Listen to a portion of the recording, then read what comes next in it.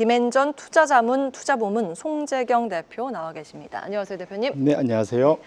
시장이 안녕치가 않아가지고 이걸 과연 어떻게 해석을 해야 할까 하나하나 포인트 짚어보겠습니다. 네. 미국은 물가 우려라고는 하는데 일명 소매 물가라고 하는 건 CPI는 잘 넘겼습니다. 근데 도매 물가라고 하는 공급자 물가지수 PPI 보고 좀 놀란 것 같거든요. 네. 어떻게 보셨어요? 말씀 주신 대로 결론부터 말씀드리면 하반기에 미국이 참 만만치 않겠구나. 특히 이제 연준이 중간에 껴서 참 고생하겠다 이런 생각을 들게 했는데요. 가장 큰 이유는 말씀 주신 대로 소비자 물가, 시장은 잘 넘겼지만 실제로 그 안에 디테일을 보면은 소비자 물가가 상승할 조짐을 확실히 보였었고요. 그게 지난주 화요일이었고, 목요일 날 말씀 주셨던 생산자 물가가 올라갔는데 이게 일종의 이제 기업들의 원가라고 보시면 좋을 것 같은데, 이것이 전월 대비 0.9% 올라서 예상치 0.2를 엄청나게 넘어섰습니다. 이게 60억 년에 한 번 일어날 만한 확률로 큰 격차를 벌인 거거든요.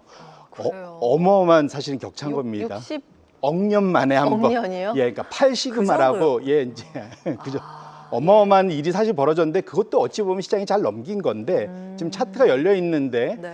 기본적으로 소비자 물가는 생산자 물가한테 영향을 받고요. 이제 생산자 물가가 올라가는 게 걱정이죠. 이것이 소비자 물가 영향을 줄 텐데 네. 이 생산자 물가도 앞으로 더 올라갈 것 같다라는 걱정이 있습니다. 그래서 제가 차트를 하나 갖고 왔는데 ISM, 우리가 많이 보는 ISM, 이제 구매자 소위 그 관리 지수라는 거죠. 네. ISM PMI의 지불 가격이라는 게 있습니다. 무슨 말이냐면 한마디로 기업들이 앞으로 나 이만큼 원가를 내 이걸 보시는데 이게 이제 짙은 파란색이고 6개월 선행하는데요. 주황색 PPI에 비교해 보시면 먼저 이미 우상향에서 많이 올라가고 있죠. 결론적으로는 이번 그 7월 달에 PPI 상승은 예견된 거라 볼 수 있고 앞으로도 더 올라갈 수 있다. 여기에 이제 그러니까 불난 집에 사실은 기름을 끼얹은 게 이제 트럼프의 관세라고 보시면 좋을 것 같고 네. 이러다 보니까 생산자 물가가 앞으로 좀 더 올라갈 거고 이것은 시차를 두고 소비자 물가 CPI 상승으로 연결될 수 있어서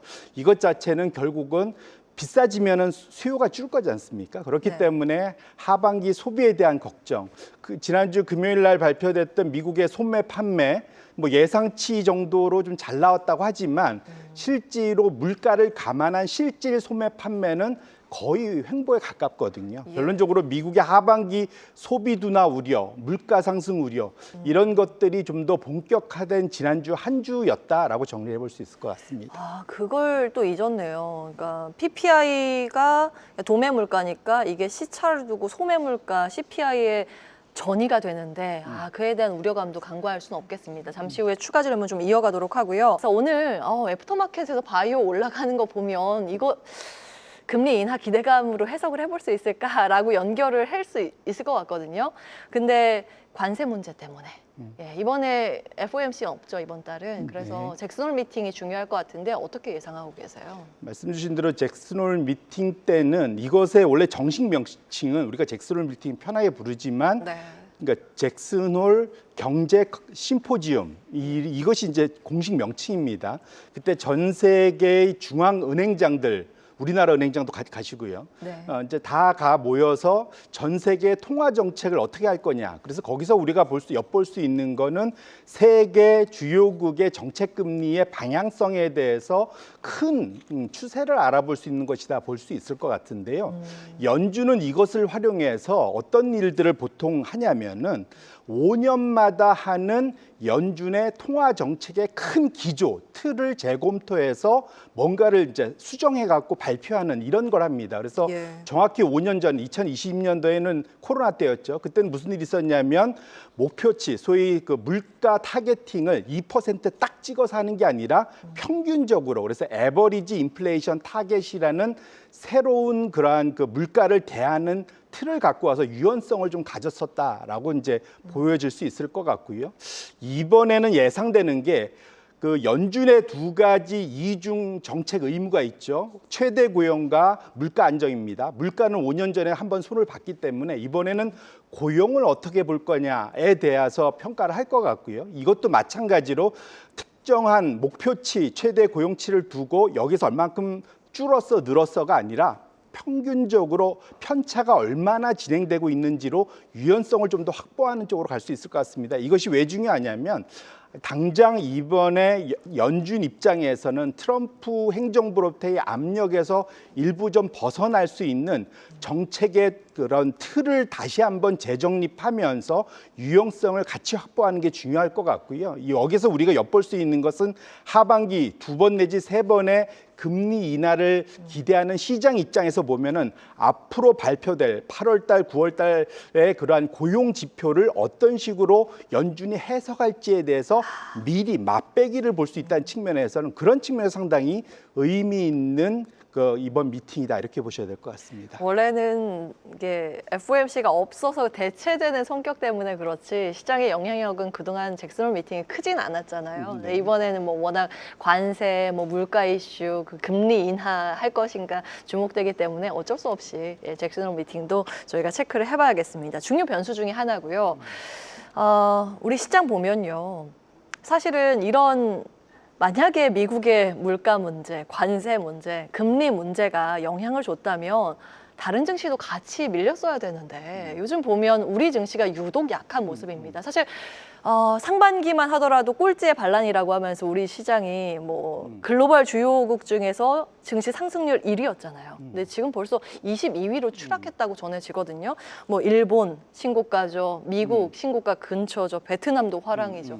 왜 이러는 걸까요? 말씀 주신 대로 이게 이제 어찌 보면은 이제 그게 홈 바이어스라고 하죠. 자국 편향. 우리는 우리 장만 보니까 야 이게 우리 최근에 이제 한 달 정도 상당히 사실상 그냥 한 달 동안 플랫입니다. 오른 게 없습니다. 그런 측면에서 놓고 보면 다른 나라 올라간 거 보면 이게 배 고픈 거는 참아도 배 아픈 건 못 참는다고. 이게 다른 나라는 옆 나라도 뭐 올라가고 미국도 올라가는데 우린 못 올라가니까 좀 화가 나긴 하는데 예. 조금 한 발 떨어져서 보시면 우리나라가 아직까지 그렇게 못하는 건 아니다. 일단 그거를 보실 필요가 있을 것 같은데요. 네. 약간은 한때는 좀 쉬어갈 때도 있다 보셔야 될 것 같은데 첫 번째로는 최근 한 달간만 놓고 보면 일본이 전 세계 1등입니다. 네. 상승률이 9.9%인데 연초 이후의 상승률 보면은 9.7%예요. 최근 한 달 오른 게 다라고 보시면 돼요. 그러니까 우리나라가 한 달 우리가 연초 이후에 33% 가까이 상승한 것에 비하면 사실은 일본의 상승은 어찌 보면 좀 관용으로 좀 마음을 열어두고 일본도 좀 올라야지 이렇게 좀 봐주시면 좋을 것 같고요. 네. 이거는 뭐 세계 지수나 이런 거와 봐서도 더 마찬가지라 볼 수 있을 것 같습니다.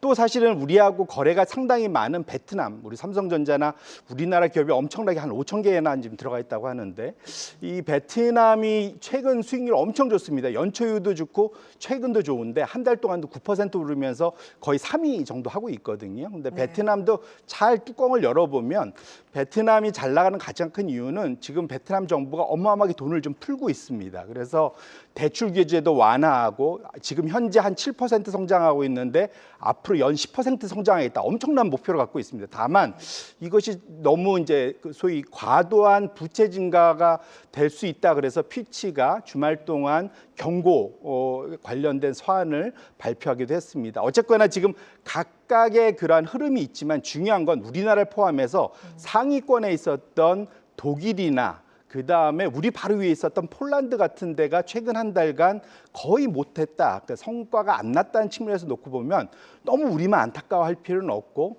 일종의 소위 국가 간에서도 일종의 순환매가 있는 거다 보시면 좋을 것 같고요. 조금은 좀 긴 호흡으로 보시면 좋을 것 같다 말씀을 드리고 싶고 오히려 지금 중요한 포인트는 시장에서는 여전히 각 나라의 그런 성장률이 앞으로 어떻게 되느냐에 대해서 상당히 포인트를 맞추면서 주가를 끌어올리고 있다는 측면에서 그런 측면은 우리가 베트남이나 스페인 같은 데에서 우리가 힌트를 얻어볼 필요가 있고 우리가 하반기 내년으로 갈수록 우리나라의 그런 부양책이 강화되면 강화될수록 거기서 추가적인 포인트를 얻으면서 어떤 상승 모멘텀을 가져올 수도 있겠다. 이렇게 미뤄 짐작해 볼 수 있을 것 같습니다. 이게 시장 우리 시장 이제 볼 거 없다 이 관점이 아니라 단기간에 그래도 빠르게 올랐기 때문에 어느 정도 숨고르기에 진입한 구간이라고 평가를 주셨습니다.